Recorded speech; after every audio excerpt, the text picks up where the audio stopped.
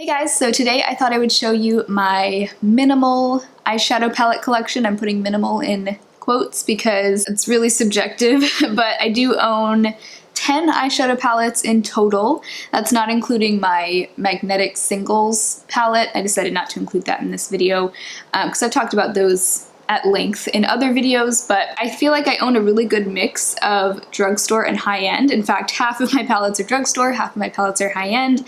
So I wanted to just go through and talk about each palette that I own, share what I like and don't like about each one, and also show you swatches of each one. So let's go ahead and get started. So I thought I would go ahead and start out with the drugstore side. So this is one of my favorite palettes, the e.l.f. Opposites Attract palette, and you'll see I have 3 of these e.l.f. 18 pan palettes here.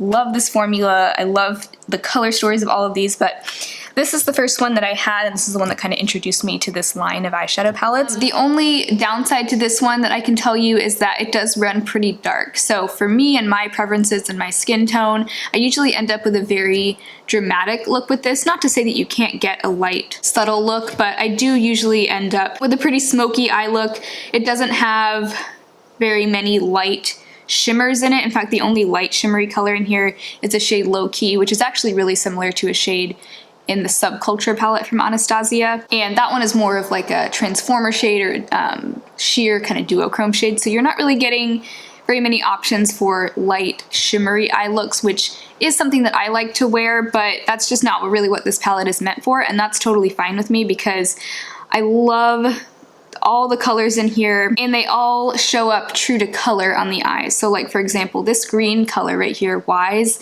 could have easily ended up being one of those shades that looks beautiful in the pan, but on the eyes it just kind of looks dark and gray, but it really does show up like a deep forest green on the eyes. And the same is true for all of these colors. They all show up true to color, and I think that that is kind of hard to find in drugstore palettes. So I think e.l.f. nailed it with this one. I think this is one of the first ones they came out with in this line, and I definitely can't recommend it highly enough as long as you like the colors in here. So here's the first half of the swatches, and I just went ahead and swatched the first row and then the first half of the second row. Yeah, a lot of great warm tones there, peachy tones. I do really like these mid-tone shimmers. Clever and Bold both perform really great as one shadow looks because they are kind of those mid-tone shimmers that will show differently depending on how the light hits. So that's the first half of this palette, and there are the other 9 shades. Got some great purples in here, some really nice grungy colors. And yeah, you can see they all just show up really pigmented, and most of these were just one swipe with the exception I think of this shimmery purple color called Chill. That one I did have to sort of build up a little bit, but really, I mean, they're all very easy to work with and very buildable, very blendable. So really can't say enough good things about this palette. So the next palette from that same line is the New Classics palette, and this is the one that actually of all my palettes that I purchased most recently. I told myself for the longest time that I did not need to buy this palette. I knew I didn't need more neutrals. I mean, obviously between all my palettes I have plenty of neutral colors, but there was just something about this palette that really spoke to me. And so eventually e.l.f. was having a free shipping with like no minimum on their website, and so I went ahead and got it because I was like, oh, I just know I will love it, and I do love it. Now I haven't used every single shade in this palette yet because like I said, it is the newest one to me, but I will go ahead and swatch these. It has just such a great mix of mattes and shimmers. 10 shimmers and 9 mattes if I'm counting correctly. So and then a great mix of warm and cool tones too. Lots of rosy tones, which are my favorite. I love rosy eyeshadow. You're getting a really great silver, which I feel like it's hard to find silver eyeshadow. And I kind of think that the color story of this palette is almost a cross between the Anastasia Soft Glam, which I do have, and the Anastasia Sultry palette, which I don't have. But it reminds me of both of those kind of combined into one. I'm not saying it's like a dupe for either or both, but getting similar vibes. So let me go ahead and swatch these for you. So I swatched this one a little bit differently. My favorites are this matte rosy mauve color Charmer, and then I love all of the light shimmery pink shades as well. Beloved Glamour Cosmo Rose Gold. I can't wait to play with that platinum shade. It's actually coming off more taupe than silver in the swatch. But anyway, gorgeous palette. If you like to have a lot of light shimmery options, if you like neutral eyeshadows but you like to play around with different undertones, this is going to be the palette for you, because you're getting, you know, lots of cool tones, lots of warm tones, and everything in between, really. So the only shade that I kind of think they could have left out is the shade Downtown. It's really a matte black with just flecks of gold shimmer in it. And it's just not a shade that I feel like is necessary. It does also have a regular matte black, which is really nice. So I could have done without that sparkly black shade, but I'm sure there could be some good uses for it. So anyway, love that palette already, even though I've only had it for not too long. You know what it also reminds me of is that Too Faced, what was it called? Too Faced Romantic Eyes palette that's been discontinued, but it had a greenish gold in there too, and a lot of other neutrals, so it also reminds me of that palette a little bit.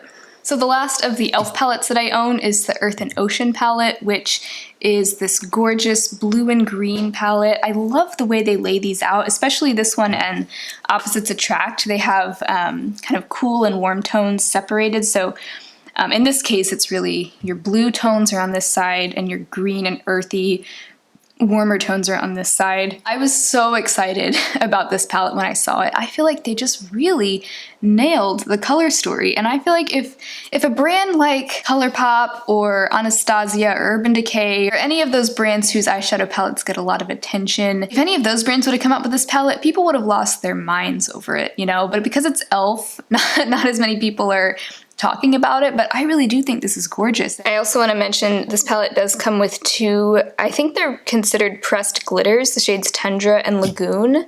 Those almost perform more like topper shades, but you can wear them alone too. Those aren't like your traditional powder shadows, they really are like more like pressed glitters. All the other shades are, you know, more of a traditional powder formula. Fuji feels, no pun intended, like a cream shadow, but it is powder. And same with a lot of the other shimmers, they feel so buttery and they go on so pigmented, and I just think, oh, it's such a gorgeous palette. If you like playing around with blues and greens and earthy tones, you would love this one. And all three of these e.l.f. 18-pan palettes are $14 each. Continuing on with my drugstore palettes, the next one I have is the Milani Bold Obsessions palette. This is the only palette from Milani that I've tried. I know they have a lot of palettes out now, and a lot of people really compare these to high-end palettes. These retail for $20 or $15 depending on where you get them. I think Walmart has them for $15, so I'd recommend getting them there if you're gonna get them, but I do like it. Each row could kind of stand alone as its own quad. You have this very neutral row, you have this very warm row, and then this row is a little bit cooler. Some of the shades are a little bit disappointing to me, but for the most part they are really nice. I just think the e.l.f. palettes are better, honestly, and I feel like there are a couple of dud shades in this. And so for that reason, I wouldn't necessarily say go run out and buy it. Like, I don't think everyone needs it. The one shade in here that disappoints me the most is this shade right here called Smoke Signals. It kind of looks like it would be this really nice smoky denim blue, but you can see it in the swatch and also on the eyes. It really just shows up more gray and not as vibrant as I feel like it could have been, and as vibrant as it looks in the pan. And then this red shade called Red Between the Lines is pretty sheer, although I don't think that's necessarily a bad thing because it is buildable. And because it's a red, that could be a good thing because it's not gonna just like pile on like full on pigment right away, which may be your preference. But other than those, and then the gold shade is really flaky, but it's still very pigmented, as you can see. So overall, I like the palette. It's just a few shades that I think could have been better. And so, you know, it's a $20 drugstore palette. It's not cheap. Yeah, those are my thoughts on it. I do think it's a nice palette. I would say that if you're gonna buy it, I wouldn't recommend paying full price for it. Like, try to find a way to either use a coupon or get it during a sale, or, you know, make sure you get it at a place where it's only sold for $15. Because I just don't think it's worth $20. Next, I have the Profusion Spectrum palette, and this is a straight up rainbow palette. This is a 10-pan palette. It only costs $5, so it's a great deal if you're looking to add some of these bright, fun colors to your collection. It's very much a supplemental palette. The way that I like to do my makeup, I don't think that I would be able to get a full look from this palette. It's more one of those palettes that I can use to supplement other palettes. So let's say I'm doing a look and I just want to have a pop of like light blue on the lid, or I want a hot pink for some reason, or I would be more inclined to just use one shade at a time. There's very few like complete looks I could think of from this palette, and it is all matte, so there's no shimmers in here, but for $5 it really is a great palette. A lot of these shades do take some building though. They're not all like full-on pigment right off the bat, which could be good. I think that makes it a little bit more beginner friendly. I mean, these are very bright, intimidating shades, so if you're new to color and you're just kind of dipping your toes into fun colors like this, I do think that it is a little bit more beginner friendly than if it were to just be super, super pigmented. But honestly, this is probably the palette in my collection that I get the least use out of, just because it's so colorful. So those are all 5 of my drugstore palettes. Now getting into some of the more high-end palettes. So next I have the Eyes of India palette by Bili Beauty, and this is an indie brand. It's the only product they make, at least at this time. I think they're working on coming out with some lipsticks. This palette is somewhere around the $50 price point, so I think it actually is the most expensive palette I own, but I love it. And the whole concept of the palette, and really I think of the brand as a whole, is that it's just inspired by the culture of India. So such a cool concept. I love the colors in here. There's just so many directions you can go with this palette, even though it's relatively small. It's only 10 shades. I just love the layout of this palette. The color story just makes sense to me. You have pretty much all the neutrals you would need, and then several different colors you could kind of go off in the direction of. So you have a purple, a blue, a green, a pink. 3 of these shimmers, the purple, the blue, and the green, are meant to be used with a wet brush, which that doesn't really bother me at all. But they do perform best with a wet brush. If you don't use a wet brush, they will come off as, you know, a lot more sheer. But they tell you that right here. That's how they're meant to be used. And but they're so vibrant when they are used that way, and yeah, there really is not a single dud shade in this palette. Even though this is a small 10-pan palette, I've created so many different types of looks with it, just because you can go in so many different directions with those colors. You can do a bright blue on the lid, a bright green.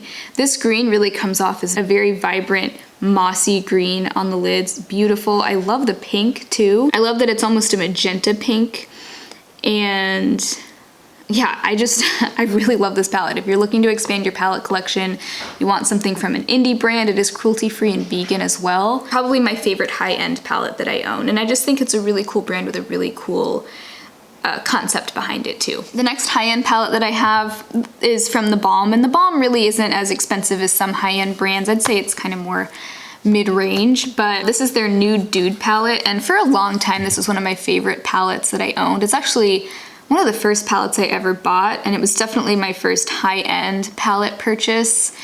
I do still like it, and I actually have hit pan on 2 of the shades, which is really exciting, but I don't love it as much as I did when I first got it. It's good, but I usually end up with a similar look each time I use it, so there's not a ton of variety here. I mean, there is, but I tend to gravitate towards the same shades, and I don't love some of these darker shades. I just feel like, I don't know, I could have done without a couple of them, like both of these. Overall, it's still a nice palette, and I do think it's a great like staple everyday neutral palette, especially if you like your golds and your bronzes and your rosy colors. Those are the shades that I like best in here. The more I look at these shades swatched, the more I do like it. I'm seeing a really pretty like bronzy burgundy fall look with these colors right here, and I do really like, my favorite shades in here are feisty and flirty. I'm a sucker for those light rosy tones. Those are my favorite always. But yeah, really not a bad palette. If you like these colors and you're looking for a good neutral palette, I do recommend it. Not a fan of the shade Fine here. It's just kind of, ugh, I don't know. I don't see any value in that shade. And then I don't know why they put shimmer in Fierce. They could have just made it a matte black. Really not super wowed by those dark shades, but I'm not really one to wear very dark shadows, so maybe no need to take that from me. But overall, I do think it is a really nice palette, and I think the packaging is really fun too, as with all theBalm products. So the rest of my palettes are all from Anastasia. So I'll go ahead and start with the Modern Renaissance palette. This is the first one that I owned. I think it's the first one that a lot of people owned, and it's really the palette that made me fall in love with Anastasia eyeshadow palettes to begin with. I still love it just as much as I did at the very beginning. I think it's gorgeous. Beautiful reddish cranberry tones, Great, you know, staple matte neutral shades as well. Once again, if you like these colors, you really can't go wrong with this palette. So there are all those shades swatched, and really, I mean, just looking at this, being in the, you know, peak of like the fall season right now, it's just like the quintessential fall palette. The only thing I will say is if you're a fan of shimmers, this is probably not the palette for you because it is mostly matte. You're only getting 2 shimmers, and they are very subtle shimmers. Anastasia is great at really gorgeous metallic shimmers, and these are much softer than the ones that you would get in like the Norvina palette and even in soft glam. They're much softer, more subtle. So if you prefer mattes, then I think you would love this palette. But even myself, I am more of a shimmers kind of person, and I still love this palette. When I do use shimmer, the majority of the time it is a light, either champagne or light pink on my lid, so it pretty much has everything I need in that department. And everything else is matte except for Antique Bronze, which is, I would say, more of a satin shimmer. And Tempera is sort of satiny, but mostly matte. So it is a mostly matte palette. So if you like warm tones and mattes, this is gonna be a great palette for you. The next palette from Anastasia that I have is their Soft Glam palette, and I love this one. I think I love it equally to the Modern Renaissance palette. You are getting more shimmers in here. It is a pretty warm palette, although you can go more neutral with it too. But I love that you do get a few more shimmers in here. There's 2 different light gold shimmers, and you have bronze, which is a more like an old gold, but you're always gonna get a very classic glam look, which I love. So there are those swatches. This is also a great fall palette. A lot of warm tones. I love the burgundy, I love the dusty rose, I love the gold, especially the shade Glistening. It's a little bit more of a rosy gold right here. And the matte black is great. There are a couple of repeating shades between this one and Modern Renaissance. The shades Tempera and Cypress Umber are the same. Burnt Orange actually is also the same. And then there are some similar shades between the two as well. But for the most part, they are very different color stories, but just know there are gonna be a couple of repeating shades here. Really don't think you can go wrong with either. It's just, as always, it's just a matter of, you know, which colors speak to you. Next one is Norvina. I don't like Norvina as much as I like Soft Glam and Modern Renaissance, but I do still like it. I just think there are a lot of shades in here that clash with one another, and it can be a little bit trickier. You kind of have to think a little bit more when you use this one. It's not quite as user-friendly as far as the color story goes, but you're getting 1 row of shimmers, many of which are very metallic shimmers, and 1 row of mattes. And actually a couple of these mattes are really technically satin, but they're not like as shimmery as this top row. So very much a rosy, purpley color story. A lot of people complained when this came out that it wasn't like the purple palette that they wanted, because since the packaging is purple, I think a lot of people expected a very purple palette, and you're really only getting 1, 2, 3 purples. And then some of the shades have like hints of purple in them, but for the most part, it is a little bit more dramatic than these other two. There are some shades in here that I don't love, specifically the shade Drama. This shade is one of my pet peeves of eyeshadow. When eyeshadows look like a nice deep dark purple or really any color in the pan, but they just come off looking like a dark charcoal color on the eyes, that's exactly what that shade does, and it drives me nuts. And then a lot of these shimmers have a ton of flaky fallout, so you pretty much have to use a glitter glue primer with this, or you're gonna wanna do your eye makeup first before you do your face makeup, because the fallout really is almost impossible to avoid. So there are those swatches. I don't think there are any repeat shades between this one and either of the other previous two, which is a good thing in my opinion, because if you have multiple palettes, you don't have to have a bunch of repeat shades. A lot of them are similar though, like Incense, Eccentric, Passion is really similar to Mulberry here. But either way, I mean, I do think those metallics are super pretty. I just think that they can be a little challenging to work with, and as a whole, this color story is a little bit trickier to figure out, at least in my opinion. I also think this palette might be best suited for people with more medium to deep skin tones, just because a lot of these colors I feel show up a little bit too dark on my eyes, and that could just, I mean, that's really just my own personal preference, but I do think that if you have a more medium, tan, deeper skin tone, you might like this palette more than I do. I do really like it though, don't get me wrong, and lately it has been growing on me, but I don't love it as much as the other palettes. And then the final palette is my Anastasia Subculture palette.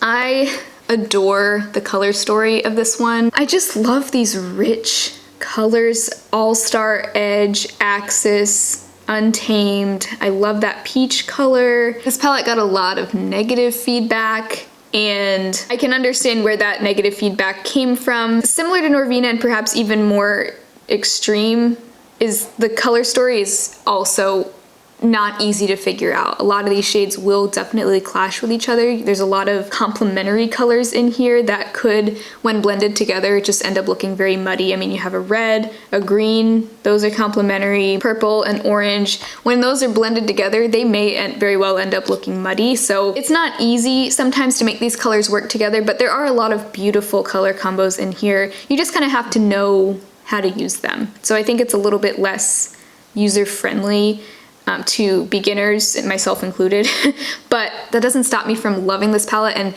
I find it kind of challenging, which I think is what I like about it.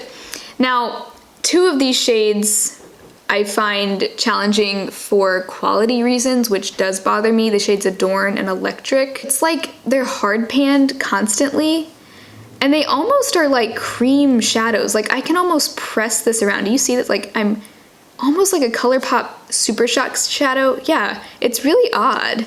Very odd texture. But I know some people with a different batch have had a completely different experience with those shimmers. But when they're built up, they are beautiful colors. So they're just a little bit harder to work with. And I know Anastasia can do shimmers better than that, which is why it bothers me. But it's like I'm willing to work around that because I love the colors themselves.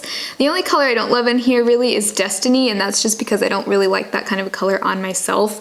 It's hard for me to pull off those olive greens. I just love those colors.